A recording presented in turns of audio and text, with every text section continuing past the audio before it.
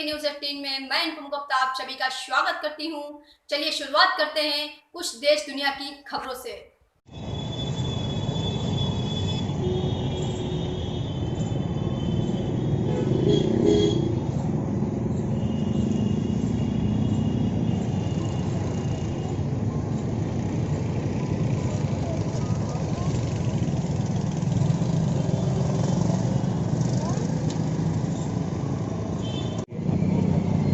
मेरा नाम अमरजीत रंधावा है और मैं समाज सेवा में कई सालों से लगी हुई हूँ। और जब कोई रेप केस या दुखी लेडीज़ कोई हमारे पास आती है तो जब हम महिला थाने में जाते हैं तो महिला थाने के लोग जो आईओ होती हैं या एसएचओ होती हैं वो कहती हैं कि आपको आने की ज़रूरत नहीं है, आपने एक एप्लीकेशन दे दी, उसके बाद आपकी ड्यूटी ख़त्म हो जाती है। सर जी, उसके बाद उन लोगों को न्याय नहीं मिलता और जब तक हमारे जैसे लोग सामाजिक कार्यकर्ता खड़े नहीं होते तब तक उन्हें न्याय नहीं मिलता। और एलिगेशन और लगाया जाता है कि इन्होंने खा लिया, कुछ पैसा खा लिया, जबकि हम लोग तो अपना किराया भरकर उस गरीब की सहायता करने के लिए उनके साथ खड़े होते हैं, उनकी दवाइयों का हर चीज़ का इलाज करवाते हैं। लेकिन सेक्टर 21 में ये काम लगातार हो रहा है। तो आप मानती हैं कि इस तरह की जो घटनाएं होती हैं उसके पीछे कहीं ना कहीं प्रशासन भी संलिप्त नजर आता है? प्रशासन उस पर संलिप्त है। तो सीपी साहब ने कहा मैडम ये काम ही छोड़ दो, मतलब समाज सेवा छोड़ दीजिए। समाज सेवा छोड़ दो, सभी लोग समाज सेवा छोड़ दो। तो उन्होंने कहा कि मैं खुद यहाँ पर इस जनता से बहुत परेशान हूँ यहाँ पर आकर, और मैं तो मजबूरी में बैठा हुआ, आपको क्या मजबूरी है, आप इस कार्य से दूर हो जाओ।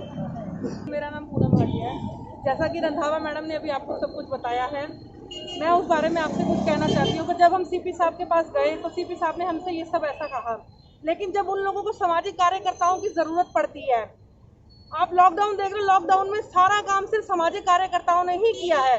उस टाइम क्यों नहीं बोला गया कि सामाजिक कार्यकर्ता अपना सामाजिक कार्य बंद कर दे और घर पे बैठे?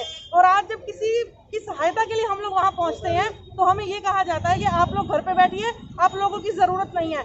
अगर कोई अनपढ़, एक केस हमारे पास ऐसा है जो वो लड़की अनपढ़ है, उसे ना पढ़ना आता ना लिखना आता, पुलिस वाले भी साइन करा लेते हैं, क्या लिखते हैं उस बच्ची को नहीं पता है। 3 बार उसके बयानों पे गलत साइन हुआ गया, हमने उसके साइन चेंज करवाए हैं, वहाँ जाके हमने एप्लीकेशन चेंज करवाई है कि ये गलत लिखा गया है। तो इसमें भी हम लोग सरकार से अपील करना चाहते हैं कि सामाजिक कार्यकर्ताओं के लिए भी कुछ ऐसा सोचा जाए कि अगर वो किसी के साथ जाते हैं या किसी की हेल्प करते हैं तो हमारी भी कुछ सेल्फ रिस्पेक्ट है, कुछ इज्जत की जाए। हम लोग थानों में जाते हैं, महिला थानों में जाते हैं, हमारे को बेइज्जती की जाती है, आप लोग पैसा खाते हैं। एक भी बार पे प्रूफ कर दिया जाए कि किसी सामाजिक कार्यकर्ता ने एक चवन्नी भी किसी बंदे से ली हो। हम लोग अपना किराया भाड़ा पैसा लगा के उनकी हेल्प करते हैं और हम लोगों पे ऐसे एलिगेशन लगाए जाते हैं। हम सब अपने अपने एनजीओ से रिलेटेड हैं, जितने बैठे हैं सबके अपने अपने सरकारी एनजीओ, सबके एनजीओ, सबके रजिस्टर्ड एनजीओ हैं और हम लोग अच्छे परिवार से हैं। हम लोग पैसे के लिए काम नहीं करते, हम लोग सिर्फ सेवा करते हैं, चाहे दिन हो चाहे रात हो। हम लोग ऑल टाइम, कोई भी हमारे घर आता है, हम हर टाइम हर किसी के लिए तैयार खड़े रहते हैं कि हमने इस बंदे की हेल्प करनी है, चाहे कैसे भी करनी है। धन्यवाद। दिया जाता है और केस 7-8 दिन बाद रजिस्टर होता है, ऐसे में प्रशासन बिल्कुल लापरवाह है, तो आप क्या कहना चाहते हैं इसके बारे में? देखो, प्रशासन को तो काम करना ही चाहिए, सरकारों को भी काम करना चाहिए, पर मेरा ये व्यक्तिगत मानना है कि लोग जो संवेदनहीन हो गए हैं उसके कारण ये ज़्यादा घटनाएं घटती हैं। अभी डॉटर डे को बीते हुए कुछ भी नहीं हुआ था और वो बेचारी बेटी चली गई, और फिर उसके बाद प्रशासन ने उस बेटी के माँ बाप को बिना दिखाए जल्दबाजी में उसका अंतिम संस्कार कर दिया। तो ये बहुत ही बर्बरतापूर्ण कार्रवाई हो रही है और इससे पूरा देश आक्रोशित है। और बेटियां पूछ रही हैं अपने पापा से कि पापा ये आखिर ये कब तक चलेगा, कैसे रुकेगा ये?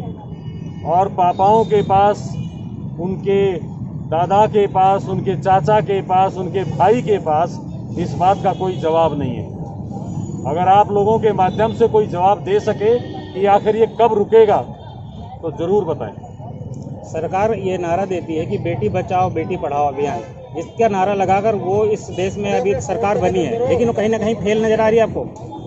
मैं सरकार के रोल पे बात उतना नहीं करना चाहता। एक आम व्यक्ति को संवेदनशील होना पड़ेगा, एक आम व्यक्ति को अपने बेटों को समझाना पड़ेगा।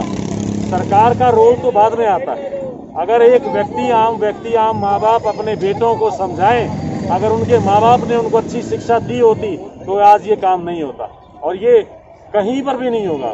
अगर हर एक व्यक्ति अपनी जिम्मेदारी को संभाल ले, समझ जाए, तो हाँ, जो आप बात कह रहे हैं उससे हो सकता है कि बात ठीक हो, पर एक आम इंसान को, एक माँ बाप को ज़्यादा जिम्मेदार होने की ज़रूरत है। सरकार से क्या मांग करते हैं आप लोग? सरकार से हम ये मांग करते हैं कि ऐसा केस जैसे अभी निर्भया के बलात्कारियों को, उसके हत्यारों को इतने साल लग गए, तो ये जो हाथरस की निर्भया है, इसके साथ कम से कम न्याय बहुत जल्दी से जल्दी होना चाहिए, और जब न्याय जल्दी होगा तभी कुछ ये घटनाएं रुक सकती हैं। साथियों, इस समय हम लोग पीके चौक पे हैं और ये आज धरना प्रदर्शन या मौन इसलिए रखा जा रहा है कि नाम की लड़की के साथ जो अन्याय हुआ है, जो रेप हुआ है, जिन दरिंदों ने रेप किया है, उन दोषियों को सजा की मांग कर रहे हैं और उनको सजा मिले, फांसी की सजा मिले और जल्द से जल्द मिले। तो आज सभी साथी हम लोग इसलिए यहाँ पर इकट्ठा हुए हैं। धन्यवाद। परिजनों की अनुमति के बिना जला दी जाती है, ऐसे में आप कानून व्यवस्था को किस नज़र से देखते हैं? ये बिल्कुल ही गलत हुआ है उनके साथ। एक तो लड़की के साथ उन दरिंदों ने रेप किया, उसकी गर्दन मरोड़ी और उसकी रीढ़ की हड्डी तोड़ी। ऐसे दोषियों को तो पब्लिक के हवाले कर दो, ऐसे को तो उसी टाइम इस मौत के घाट उतार देना चाहिए। और अगर ऐसा नहीं होता तो उनको सजा जल्दी से जल्दी मिलनी चाहिए। और ये उनके माँ बाप के साथ और पूरी पब्लिक के साथ बहुत ही बड़ा अन्याय हुआ है, जो उसकी डेड बॉडी नहीं दी गई। प्रशासन लगातार अपने बयानों से बदलता जा रहा है, कभी वो कहता है कि रेप की पुष्टि नहीं हुई है, कभी कुछ, तो ऐसे में प्रशासन विफल नजर आ रहा है आपको? बिल्कुल ही, ये प्रशासन की बहुत बड़ी गलती है। सबसे पहले खबरें देखने के लिए हमारे चैनल को सब्सक्राइब करें और लाइक करें।